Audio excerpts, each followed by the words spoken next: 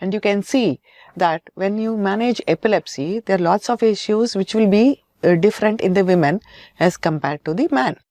Starting from menarche and then for menstruation, marriage is a different issue when it comes to a woman with epilepsy compared to a man with epilepsy, because our society still does not accept a woman with epilepsy equal to that of a man with epilepsy.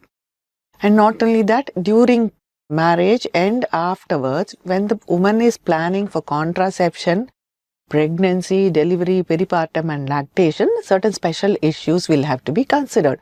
That is why women is considered special, especially in epilepsy. After all this, when she attains the menopause, again, then the hormones will act differently on her. And then the epilepsy also behaves differently. Added to all that is the social issue of acceptance in the family, acceptance in the society, and to function as a normal individual. We try to make them as normal as possible, to be accepted as anybody else in the family and in the society, to lead a productive life. So that would be the aim of my talk. And if I'm able to do that, that will give me immense pleasure. So when you start treatment of epilepsy, even in a young girl, like immediately after menarche also, you have to keep certain points in your mind, because the treatment of epilepsy will vary anywhere between 2 to 5 years. Suppose you're starting a patient who's 17 years, and then if it has to go for 5 years, she'll be 22 by the time you're going to complete the treatment, and she may get married by the age of 21. So at that time, you cannot adjust the drugs, because of which you have to choose the AED, most appropriate one, much earlier, keeping this in mind. Choose the anti-epileptic drug which is appropriate to that type of seizures. We know there are three different types of seizures. One is the generalized tonic-clonic seizures, and second is the focal onset seizures. Focal also can be complex partial seizures.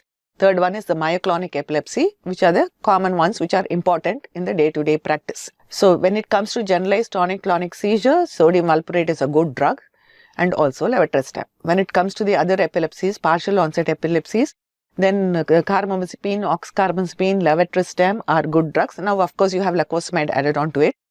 Myoclonic epilepsy is well controlled with sodium valproate as well as with levetiracetam.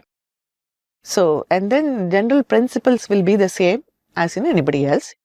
You will start with a monotherapy, start at a lower dosage, go to the dose which is efficient, which is sufficient enough to stop the seizures, or until patient develops side effects. This patient is on good control of seizures, please continue the therapy for another 2 to 5 years. If the patient has breakthrough seizures, we may have to think about increasing the dosage or adding a different therapy or substituting a different therapy.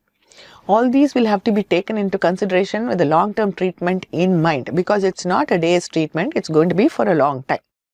And her childhood may become, saying adolescent, she may become an adult by the time we finish the treatment.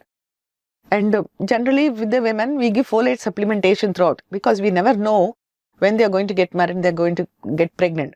Folate supplementation has been useful to reduce the neural tube defects.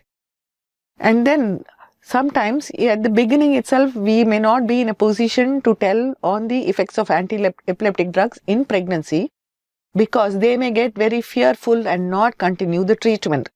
So we have to take the judgment depending on the patient. The acceptance may not be in the first visit, but at least in the subsequent visit, we have to make it sure that the anti-epileptic drugs may have to be continued for a long time, and if she chooses to get married or pregnant, they have to inform us at least 6 months in advance, which will be the optimal time. And we have to optimize the treatment before the pregnancy is initiated, if possible. Having said that, we will see what is the effect of epilepsy at different phases of a woman's life, starting from menstruation.